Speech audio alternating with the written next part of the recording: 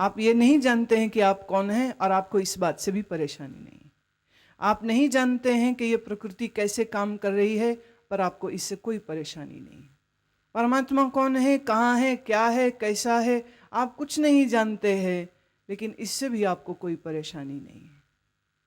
इस शरीर के झूठे घर को मैं मान के, इस घर को अपना सच्चा मान के यहाँ बैठ गए हो, और तुम ये जानना भी नहीं चाहते हो कि तुम्हारी आंखों के सामने जो मर मर के जा रहे हैं, ये कहाँ जा रहे हैं, इनका क्या होता है।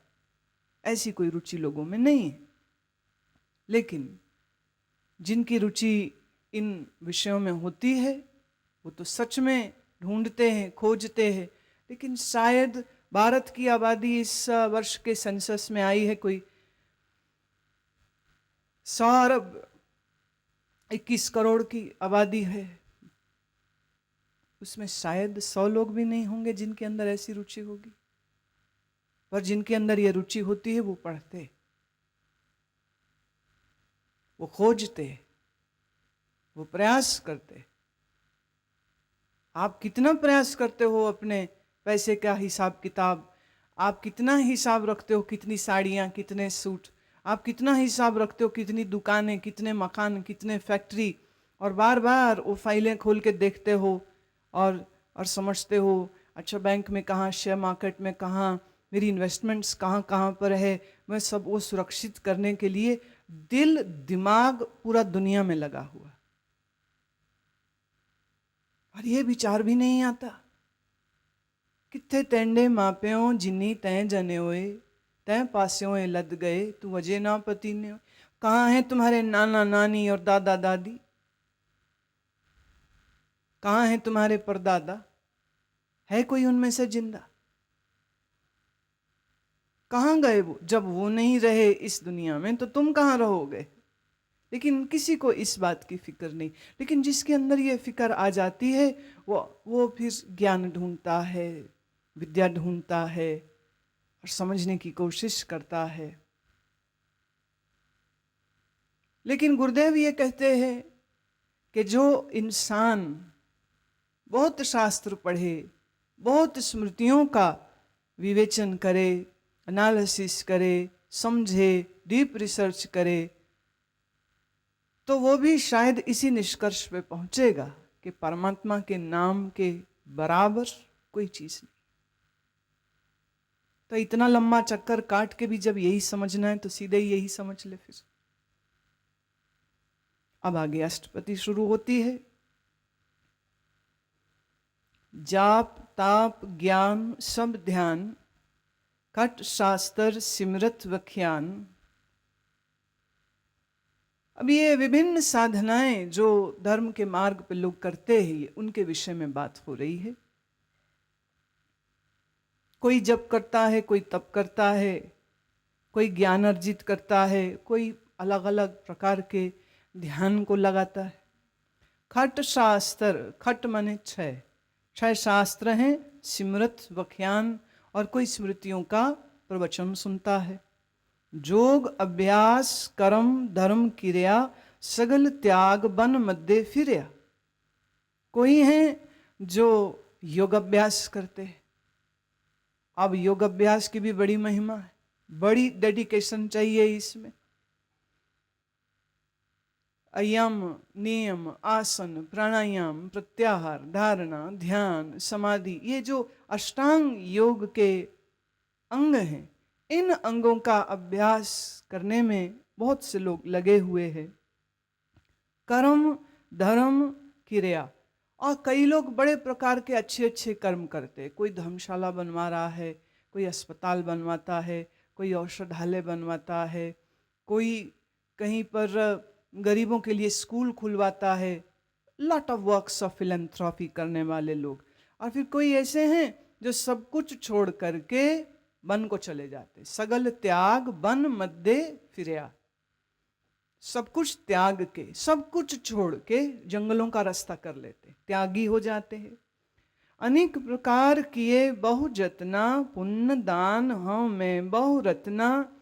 कितने यत्न करते हैं लोग, कितने यत्न। कोई योग कर रहा, कोई तप कर रहा, कोई ज्ञान सुन रहा, कोई ध्यान लगा रहा, कोई अष्टांग योग सीख रहा, कोई शास्त्र पढ़ रहा, ये इतने कर्म करने वाले इंसान, लेकिन हम ये भी देखते हैं कि इसी समाज में बहुत लोग ऐसे हैं जो दान करने में बड़ी रुचि रखते।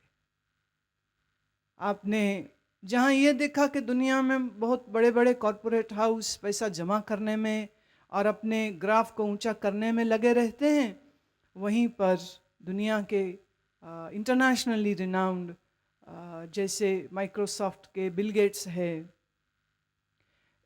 और उनके साथ 2-3 और ऐसे कॉरपोरेट हेड्स हैं जिन्होंने पिछले दिनों अपनी अरबों डॉलर की धनराशि को समाज के कल्याण के लिए उन्होंने ट्रस्ट बना दिया।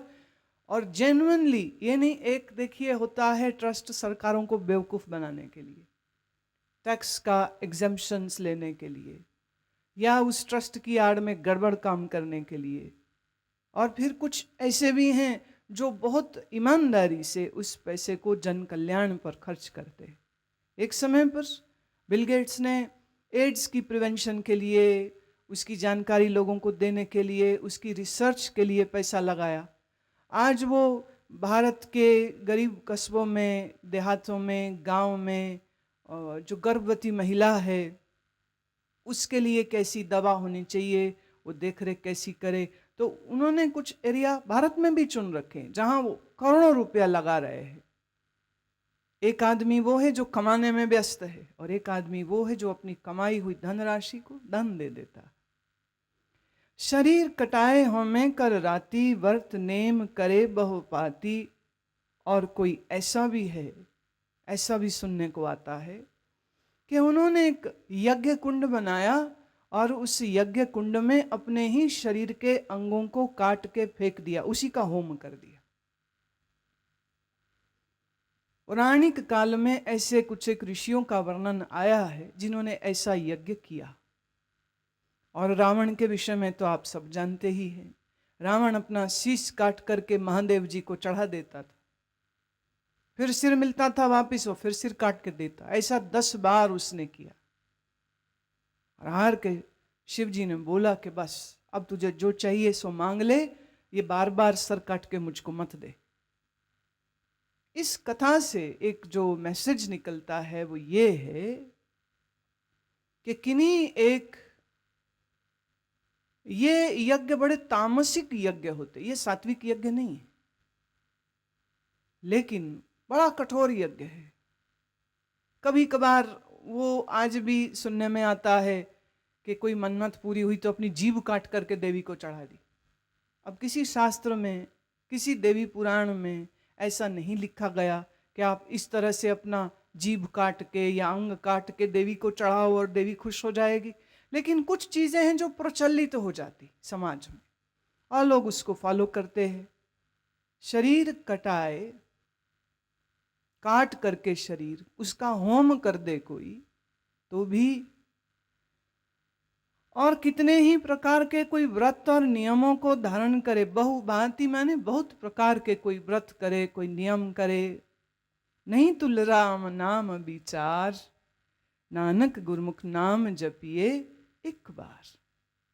इसके पहले जितने साधन बोले ये सब एक तरफ, लेकिन राम नाम की विचार के बराबर कोई चीज नहीं है, ये समझ लो। राम नाम की विचार का मतलब ये नहीं कि आप बैठ के सोचो कि अच्छा मैं राम नाम करूं तो कब करूं, कि नहीं करूं, कि कितना करूं। ना ना ना, राम नाम विचार का अर्थ है राम के विचार से बैठे बैठे और राम राम का ही एक विचार रह जाए और दुनिया का कोई विचार बचे ही नहीं मन में, और कोई दुनिया का ख्याल मन में, कोई विचार मन में आवे ही नहीं।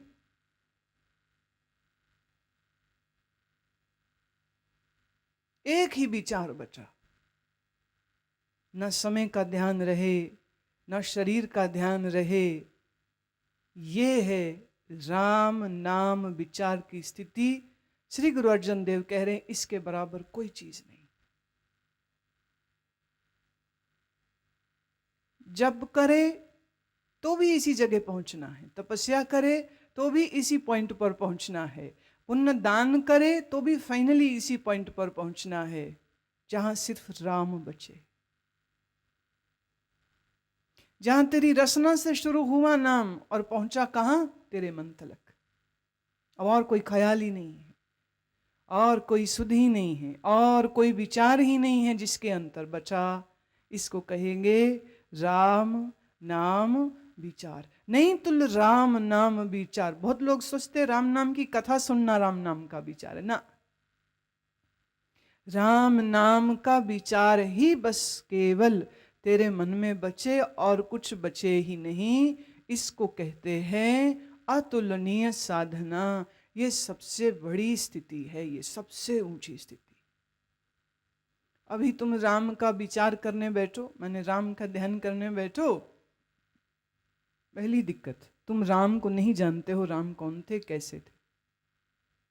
आप इतना ही जानते हो जितना तुलसी रामायण में पढ़ा होगा, लेकिन तुलसी की रामायण लिखे जाने से पहले भी राम थे।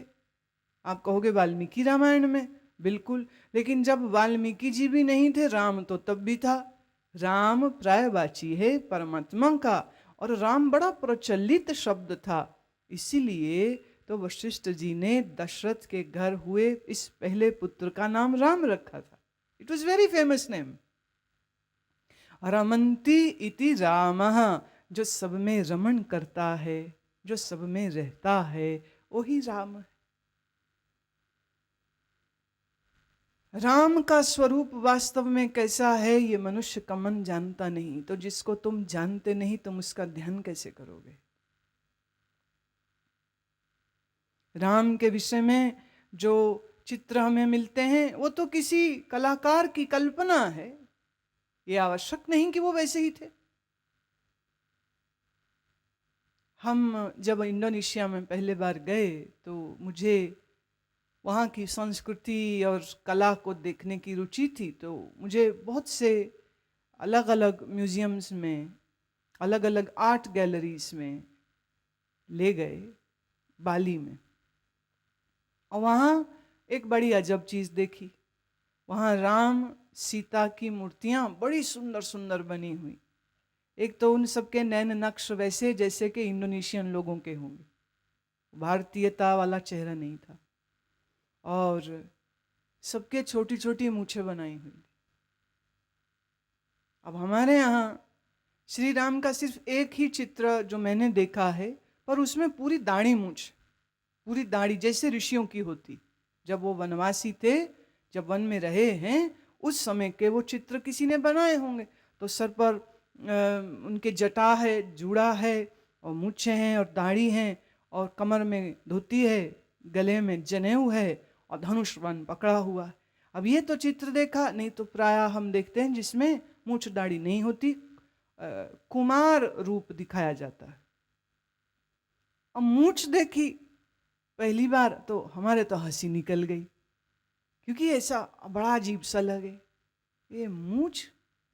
तो फिर बाद में थोड़ा ये भी पता चला कि वहाँ के लोगों की मूछें जल्दी उगती नहीं, और जिस पुरुष के मूछ उग जाए वो बहुत सुंदर माना जाता है।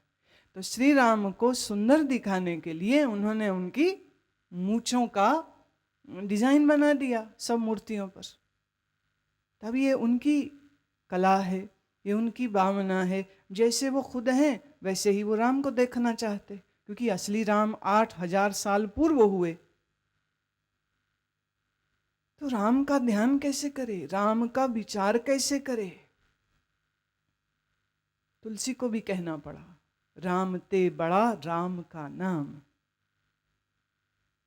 तो उस शरीर जिसका नाम राम था, कहते उसकी फिक्र ना करो, राम नाम को पकड़ लीजिए, और राम नाम में मन की स्थिति हो जाए, राम नाम में मन टिक जाए, तो जानिएगा कि आप एक ऐसी ऊंची अवस्था में पहुंच गए जिसकी बराबरी कोई पुण्य, दान, यज्ञ, जप, तप, कर्म, ज्ञान, ध्यान, कोई चीज उसके बराबर नहीं।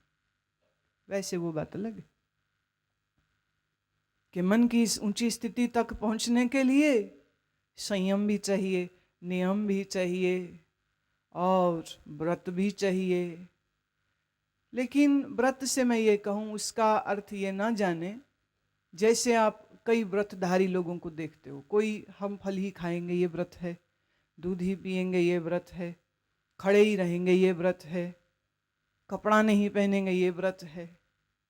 तो ऐसे सब व्रतों को गुरु अर्जन देव ये मानते थे, गुरु नानक साहब की न्यायी, संत कबीर साहब की न्यायी, कि इनकी आवश्यकता नहीं है। अनावश्यक शरीर को सताने की कोई आवश्यकता नहीं है, जीवन में संयम होना चाहिए। यही बात श्री कृष्ण गीता में कहते कि अन्न का त्याग कर देना समझदारी नहीं है, और बहुत अन्न खाते रहना, ठूस ठूस के पेट भर लेना, ये भी समझदारी नहीं है। तो विवेक पूर्वक भोजन ग्रहण करे, विवेक पूर्वक आंख से देखे, कान से सुने, ये सब पंच इंद्रियों का व्यवहार संयमित होना चाहिए।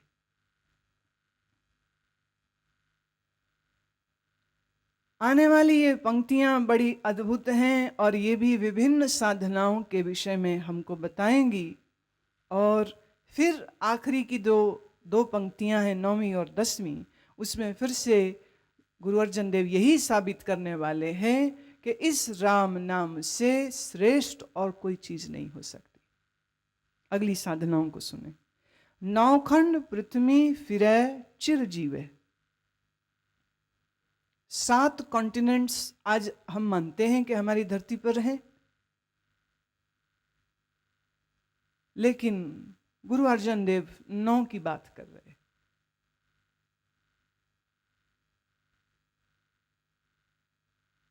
बहुत अगर कोई शोध करके देखेगा और धरती का इतिहास देखेगा, तो धरती का इतिहास ये है कि कभी ये सब धरतियां, ये सब द्वीप आपस में जुड़े हुए थे। समय के साथ साथ प्लेट्स मूव होती गईं और द्वीप अलग अलग अलग होते चले गए। कभी इंडोनेशिया और भारत ऐसे जुड़े हुए थे, और कभी अमेरिका भी जुड़ा हुआ था पूरी तरह से। ये बहुत प्राचीन काल की हम बात कर रहे हैं। समय के साथ धरती की शक्ल बदलती जाती है। जैसे अभी हम देखें, जापान में जो सुनामी आया, इसके कारण कोई लगभग 300 गांव आज समंदर के अंदर है। आज उनका नामो निशान नहीं। और ऐसी संभावना कही जाती है कि जितने निचले द्वीप है, ये ग्लोबल वार्मिंग के कारण समंदरों में पानी बढ़ता जाएगा, तो मालदीव्स, इंडोनेशिया, श्रीलंका, इस तरह के और बहुत से देश हैं, पूरी एक लिस्ट है, जो समंदर के अंदर चले जाएंगे। तो धरती का नक्शा जो है वो समय के साथ हमेशा बदलता रहा है, एक सा नहीं रहा है। हमारे भारत की अगर हम बात करें तो दक्षिण भारत के तटीय इलाकों के कोई लगभग 100 से 200 मीटर धरती रोज हर वर्ष पानी के अंदर आती जा रही, पानी बढ़ रहा। कहने वालों का यह कहना है कि मुंबई भी एक दिन जल के अंदर होगी, जैसे कि चेन्नई, जैसे कि कन्याकुमारी, ये जितने तटीय हमारे जो कोस्टल सिटीज है, ये खतरे में है। और देखिए, खतरा किसी और का नहीं बनाया, ये मनुष्यों का बनाया हुआ। पोल्यूशन, ग्लोबल वार्मिंग, ये सब कारण मिलकर के पूरे धरती का वातावरण बदलते रहते। तो 9 खंडों की बात कर रहे हैं गुरु अर्जन देव कि अगर कोई 9 खंड पृथ्वी के घूमे। अब देखिए, तब हवाई जहाज नहीं था, ट्रेन नहीं थी, बस नहीं थी, तो इतनी पृथ्वी का चक्कर लगाने के लिए बड़ी लंबी आयु भी होनी चाहिए। तो वो भी साथ में कह दिया, फिर चिर जीवे। चिर माने लंबा जिए कोई। महा उदास तपीसर थिए, कोई बड़ा उदासी हो जाए, बहुत बड़ा तपस्वी हो जाए। अगन महे होमत प्राण, कनिक अश्व खैवर भूम दान। अपने प्राणों को हवन कुंड की अग्नि में होम कर दे कोई, या कनिक मतलब सोना, अश्व माने घोड़ा, हैवर भूमि दान, भूमि को, हैवर को कोई दान कर दे। न्यौली कर्म करे बहु आसन। अब ये हठ योग की क्रियाओं में से एक क्रिया होती है। न्यौली यहां लिखा है पर इसका मूल शब्द हिंदी में है नौली। नौली है जहां the muscles of the stomach are separated, और जैसे मधानी मथते हैं इसी तरह से मधानी की तरह से आंतों को मथा जाता है। वाम मौली और दक्षिण मौली और मध्य मौली, 3 भागों में नौली क्रिया की जाती है। और ये नौली क्रिया करते हैं हठ योगी। तो जिसको अपनी बॉडी पर इतना कमांड है कि पेट की मसल्स को वो मूव कर सकता, कैन चर्न द स्टमक। ये छोटी बात नहीं है, ये भी बहुत बड़ी बात है। और नौली कर्म करने के लिए सबसे पहले व्यक्ति का उड्डयन बंद अच्छा होना चाहिए। जिसका उड्डयन बंद, अब उड्डयन बंद वही लगाएगा जो आसन करता है, जिसने प्राणायाम सही से किए हैं, सीखे हैं, और साथ ही साथ जिसका प्राणों को रोकने पर भी अधिकार हो, माने कुंभक भी जानता हो। नौली कर्म करे बहु आसन, बहुत आसन करे, नौली करे। जैन मार्ग संयम अत साधन। जब साधना और संयम की बात आवे तो जैन मार्ग को सबसे कठोर मार्ग माना जाता है। जैसे इनके एक पक्ष जो है वह तो दिगंबर रहते हैं, तो श्वेतांबर और दिगंबर, दिगंबर माने नग्न रहना, श्वेतांबर श्वेत रंग के वस्त्र पहनते हैं और मुंह पे पट्टी भी बांधते हैं, तेरापंथी वाले हैं। लेकिन इन सब की एक सिमिलैरिटी है। जैसे जैनियों भिक्षु की जब दीक्षा होती है, ये सबसे कठोर दृश्य हो सकता है। सर में राख मल के एक एक बाल को खींचा जाता है। हिंदुओं का सन्यास बड़ा आसान है, नाई को बुलाया और रेजर फेरा, मुंडित हो गए, चलो भाई अब भगवे कपड़े पहन लो, छुट्टी। लेकिन जैनियों में एक एक बाल को, इसे कहते हैं लुंचन क्रिया, एक एक बाल खींचा जाता है। और एक एक बाल खींच रहा है और बार बार उससे पूछा जाता है, देख भिक्षु होना मुश्किल काम है, छोड़ दे, अभी इतनी पीड़ा होगी। एक एक बाल, अब सिर में कितने बाल हैं, तो 4 लोग सर से बाल एक एक खींच रहे हैं। और फिर कठोर नियम हैं, पानी छान के पिए, सवारी पे न चढ़े, पैदल चले, और कोई लग्जरी की वस्तु इस्तेमाल ना करे, कोई सामान न जोड़े, कोई पैसा अपने नाम पे ना रखे, कोई संपत्ति अपने नाम पे ना करे। तो कठोर जीवन जैनियों का माना गया। जैन मार्ग में संयम है, साधना है।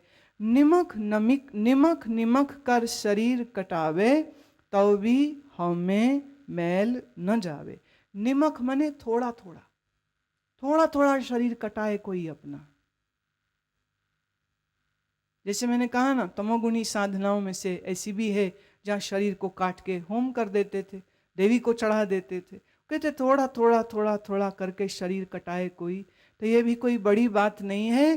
क्योंकि जितना जितना कठोर साधन करता जाएगा उतना उतना अहंकार उसका और बड़ा, कोई मेरे जैसा करके तो दिखाए।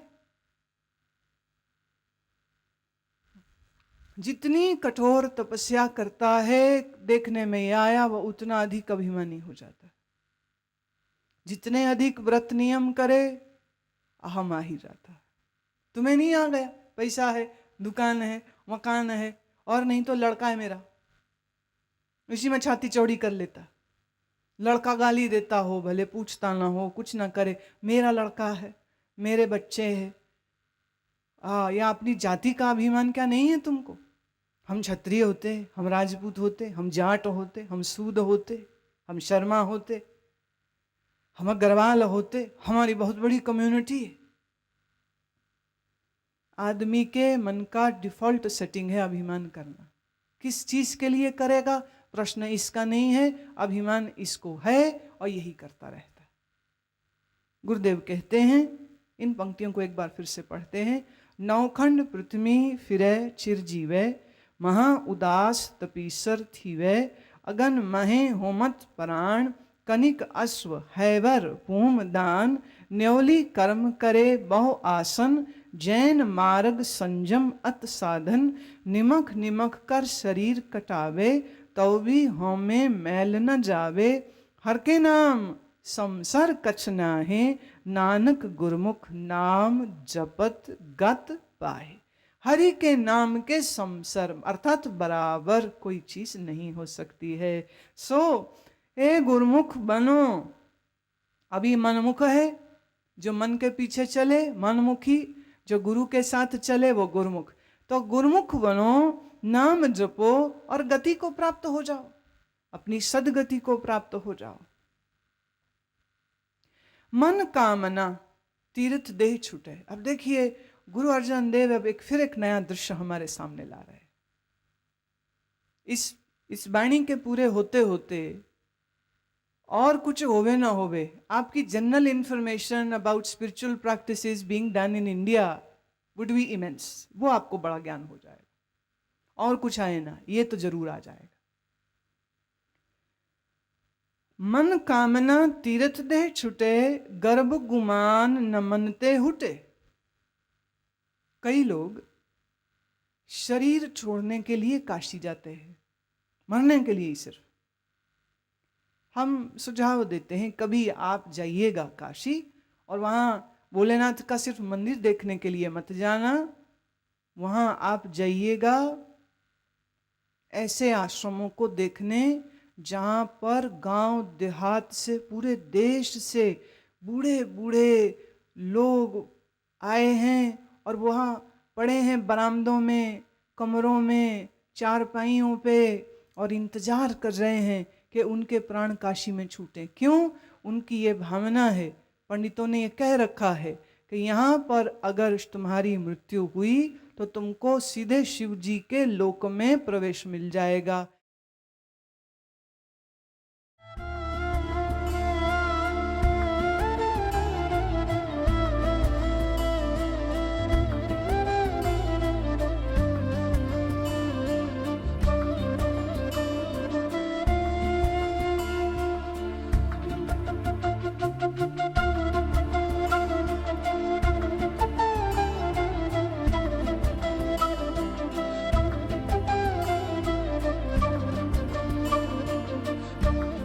गायत्री मंत्र। आनंद मूर्ति गुरु मां की दिव्य वाणी में गायत्री मंत्र का मनमोहक उच्चारण और इसके गूढ़ अर्थ का रहस्योद्घाटन।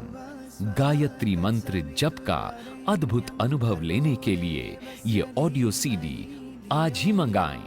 प्राप्त करने हेतु संपर्क करें या लॉग ऑन करें www.guruman.com पर। ऋषि अमृत आश्रम द्वारा प्रकाशित मासिक पत्रिका। गहन आध्यात्मिक सूत्रों, स्वास्थ्य संबंधी लेख और विविध कार्यक्रमों की जानकारी से पूरित ये पत्रिका अब हिंदी व गुजराती दोनों भाषाओं में उपलब्ध। सदस्यता हेतु संपर्क करें 013022165000 व 013022165001।